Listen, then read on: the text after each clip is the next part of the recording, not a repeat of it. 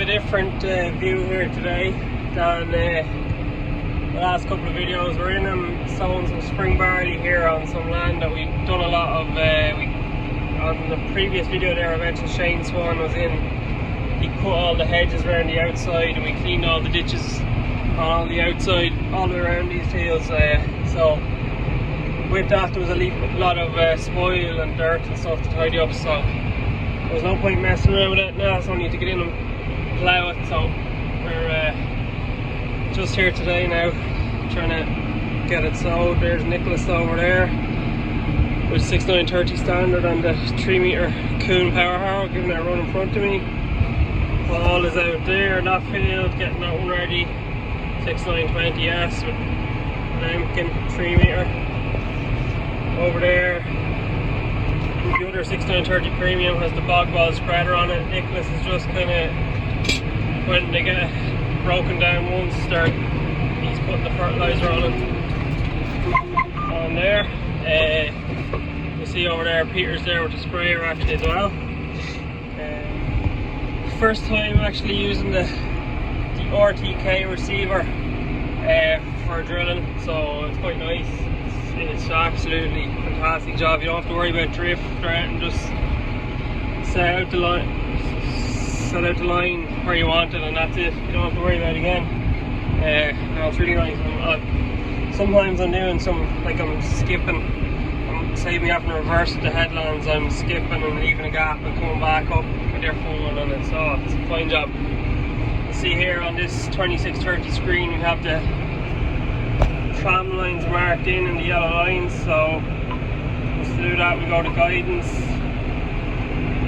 settings, tram line settings. So we're 30-metre tram lines, so 10 3-metre widths leaves a spacing of 9, so we have 9 in it, and so we just tick that box to have them on and you can move them until you get them into the right place. So normally what I do, so that these AB lines will work for the tram lines for fertilising and for spraying, I set out the AB line on a tram line, so that's track 0. So you send your track 0 when you come back, it doesn't matter what width you're working on, 30 metres, it'll work out straight for there without any nudging or adjustment.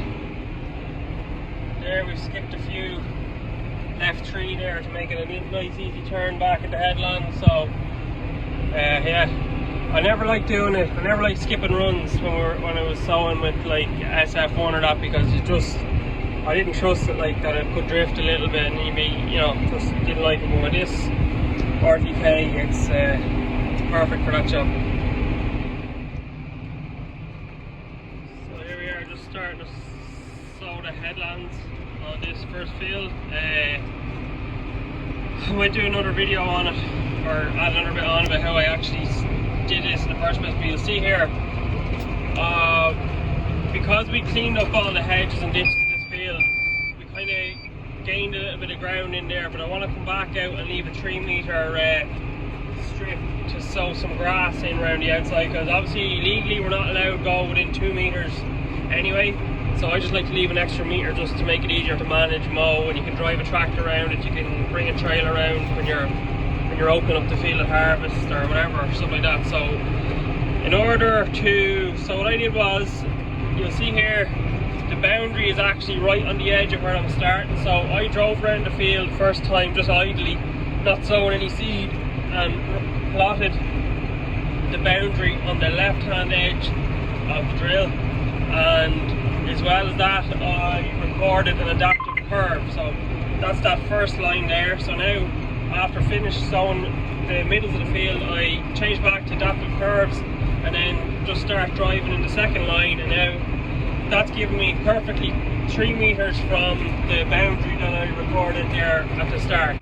Okay, so I nearly forgot to video it what I'm doing here, but I remembered. So here we go, we've already started. So in this field, creating a whole new boundary for it.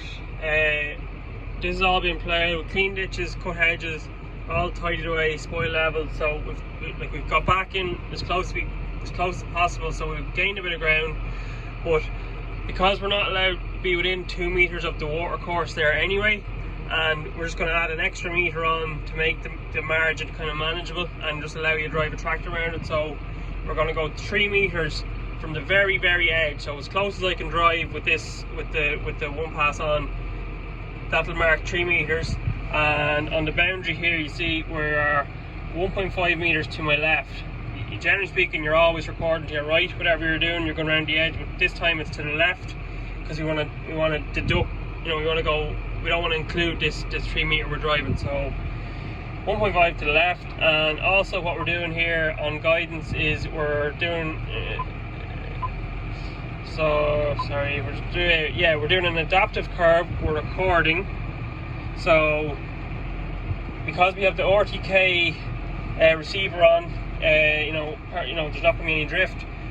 So we'll record this track around this time, and then when we go to actually sow the headland, we'll click back into this adaptive curve. We've named it headland sow just for handiness. Click back into that, and when we go to sow the headland tramline, we'll be when we go to drive here, we'll be heading in to drive somewhere here, and the next track of this adaptive curve will come up. So that'll allow us to that'll allow me to auto steer the first run around the headland, leaving perfectly 3 meters for us to sow in grass kind of at a later date, whenever there's no panic, we've everything else tied up. We can come back and take a bit of time just to sow it, probably pick a couple of stones off it, and maybe flat roll it, just to leave it that it's safe to be mowed. Then whatever, we might, we can either use the 3 meter front mower then if we want to bale it maybe, or else the flail mower just if we just want to tidy it up or whatever. So yeah, that's it. So we're driving around here. Paul is over there, power harrow in the next field.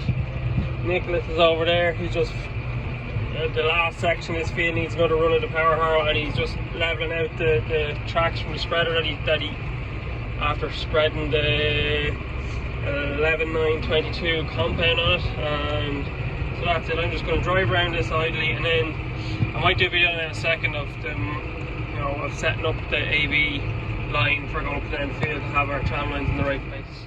So this isn't going to work for every field, but just in this instance we have a hard lane right here. So the edge of the field, this is pretty much dead straight line this side of the field. So this is for setting up our AB line for our permanent up and down tram lines in the field. So we're 1.5 meters to the edge of the field, and we need to go 15 meters more to get the first, or get where our headland tram line will be. So I have the track spacing at 16.5 meters, and I've set A back there at the top of the field, and now I'm going to just drive roughly while it's still nice and straight, and then set B. And the field starts to curve off ahead now to the right. So before that happens, we'll set B.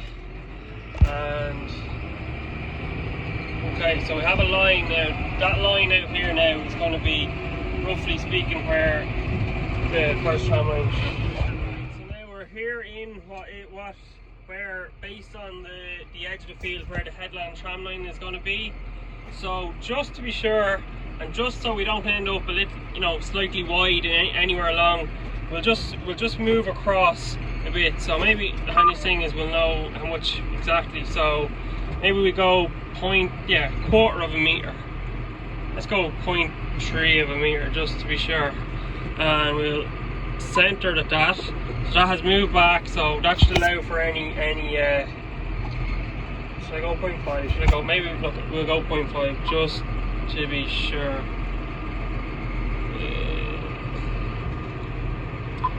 Now, because I'm not actually sure what I'm after doing there, so we should go to guidance. This will show you as well shifts. It'll say total shift, so we've gone 35.9. Okay, so 35.9. So that should do us. Now here we are, bang on that line. So that's a grand line, except the problem is it's at 16.5 meter spacing. So what we can do is go in here to set track 0. Actually, we're auto steers engaged, that's why that won't do it. So now we can do a new line, but what we'll do is we'll still call it 30 meter tram line. we'll change this spacing to 2.98 because that's how wide we're sowing, and that 2.98 gives us our 29.8 meters for our permanent tramline setup. So 2.98 meters, that's fine, but if it's good, don't change that. So so we haven't moved, the tractor hasn't moved, it's still in the same position. So now we change this, our method here, we change this to A plus heading. So that uses the same heading of the line we've already created, and now we can just press set A. Now in this position we are, so that gives us a brand new line on the same heading as the one we created along the boundary, and it'll now be at the right track spacing, and it's back to. Also benefit of this now is it's completely zeroed again, so there's no shifts on it, so that'll help going forward to keep everything nice and neat. So I want to overwrite accept, and that's on now. When we check into shift track settings, no shifts, so that makes it, you know, ideally we should get all of our tramline lines onto a zero shifting, so then if you're ever in any doubt if they're wrong or right, you just go back to zero shifts and you should be back on track. Okay, so the other thing I didn't mention was, if you want to be able to use when you're putting tramlines in with a drill and you want to be able to use, you know, auto steer with a sprayer or a fertilizer spreader or anything at, you know, at different widths, it's important to make sure that you put your first tramline in. So this is your tramline here on the drill. You want to put a tramline in when you're on your zero line. That means that when you come back to, say you come back with your sprayer that's a, you know, 30 meter sprayer, it'll use this as a zero line, and then the widths will work. Whereas if you use, say, the one to the left as your zero line, you know, when you're sowing up and down, then when you come back you're going to have to shift it to get it right for the sprayer. So that's just one thing I noticed last spring. I kind of messed up. I put them on, I was just randomly, you know, creating an AB line, making that my zero line in any position, and then obviously it was never going to be right down when I come back with the spreader. But anyway, we live and learn. So for guidance settings, tramline settings, we want 9 spacings because we have 10 widths per tramline, 10 trees, 10 2.9s, whatever you want to call it, to get to our 29.8 or 30 meter. Tick tramlines, and there you see tramlines on where we are, and that's it, done. Back out there and you see all the tramlines are highlighted in yellow, so you can kind of be reminded when you get to them to make sure you have your tramline on. Just one more thing that we'll set up just while we're at it, just to show, we want for boundaries, we're going to create a kind of mark, what's called an exterior headland. So that kind of just gives you an idea where to lift up and down the sower to make sure that you're covering enough that when you do your 5 widths of the headland, you're not going to have any misses. So what we go to here is, instead of driven, so you can actually drive it, put it in manually wherever you want, or you can go a constant offset, which is what I would normally do. So that just works straight off the boundary, and I sow sort of, so I'm going to be sowing 5 2.8 meter widths, so that's 14.9 meters. So that's the jagged dotted line there, whatever you want to call it. So we go back here, you can see there, probably more obvious out near the headland, but you'll see that dotted line.